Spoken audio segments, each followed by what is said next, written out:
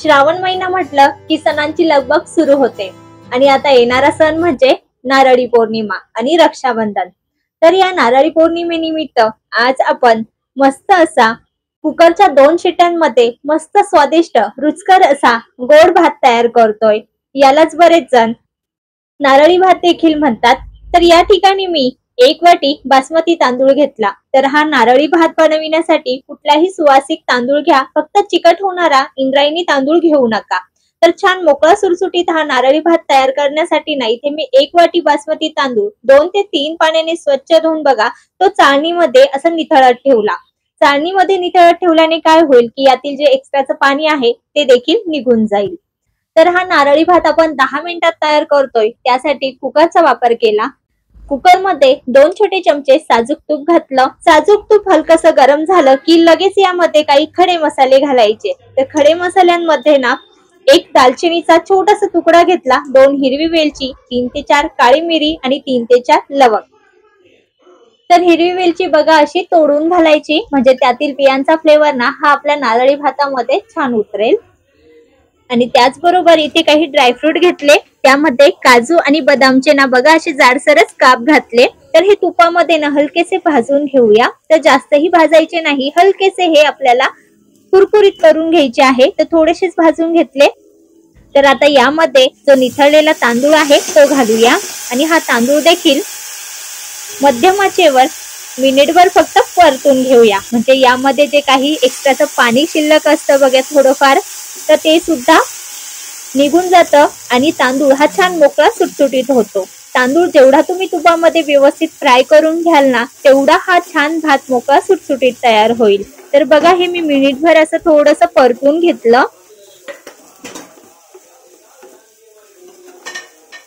आणि बघा तांदळाचा दाना हा छान मोकळा सुटसुटीत झालेला आहे. तर आता ह्या स्टेजला यामध्ये घालायचं आहे खोवलेलं खोबरं. तर ज्या वाटीने आपण तांदूळ मोजून घेतला होता सारख्याच वाटीने इथे मी ओलं खोबरं साल सहित किसून घातलं. तर बारीक असं किसून घाला किंवा मिक्सरला फिरवून घातलं तरी देखील चालेल आणि ते देखील या तांदळामध्ये व्यवस्थित असं मिक्स करून घेऊ.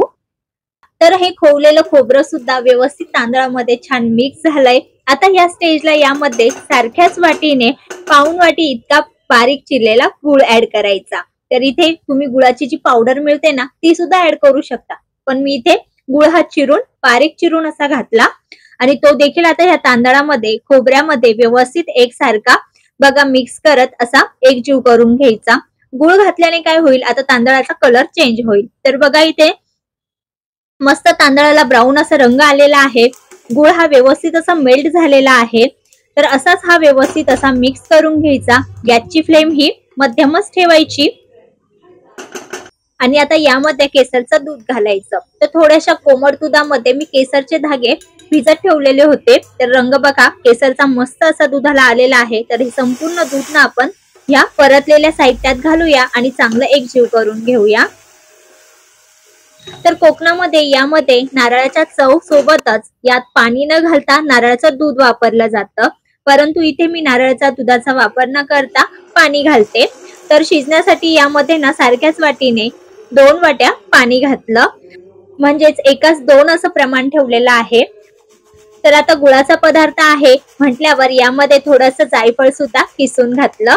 तर साधारणपणे पाव चमचा इतकं जायफळ यामध्ये मी किसून घातलं.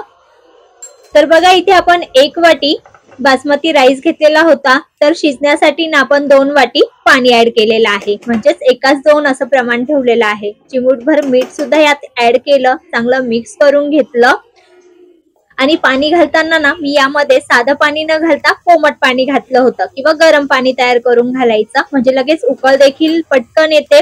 आणि झाकण लावून ना आता कुकरच्या मध्यम आचेवर फक्त 2 ते 3 शिट्ट्या करून घ्यायच्या आणि 2 ते 3 शिट्ट्या झाल्यानंतर गॅस बंद करायचा. कुकरची पूर्णपणे वाफ गेल्यानंतरच झाकण उघडायचं. तर बघा मस्त मोकळा सुटसुटीत नारळी भात तयार झालेला आहे. शीतनशीत छान मोकळा सुटसुटीत झालेला आहे. अजिबात चिकट हा राईस झालेला नाही, तळाला देखील लागलेला नाही. बघा मस्त मोकळा सुटसुटीत दिसत आहे. तयार झालेल्या नारळी भाताचा घरभर मस्त सुगंध सुटलेला आहे. मस्त गरमागरम हा आपला नारळी पौर्णिमा विशेष किंवा रक्षाबंधन विशेष नारळी भात तयार झालेला आहे. प्लेटमध्ये गरमागरम सर्व करूया.